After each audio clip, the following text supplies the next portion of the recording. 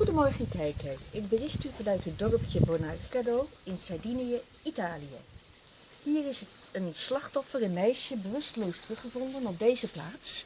Zij maakte deel uit van een groep van 7 personen die sinds 20 september op pad waren en sinds een week spoorloos waren. Ik vraag aan de inspector of er ondertussen al iets meer bekend is. Inspectore Michael, sapete già qualcosa di più?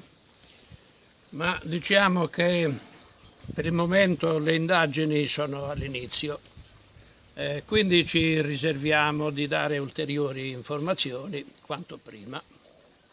Grazie. Prego. De onderzoekingen bevinden zich nog in het beginstadium. Zodra er iets meer bekend is, zullen we het van de inspector vernemen. Ik vraag de medewerkster van het Rode Kruis hoe het met het meisje is. Signora, come sta la ragazza adesso? Sì, direi che fisicamente l'abbiamo trovata abbastanza bene. Sono solo le condizioni, lo stato confusionale che è abbastanza critico. Non ricorda proprio niente. Grazie. Het meisje maakt het momenteel redelijk goed, maar heeft nog niet kunnen zeggen wat er precies gebeurd is. Ook dat wachten we af. Dit was het voor nu.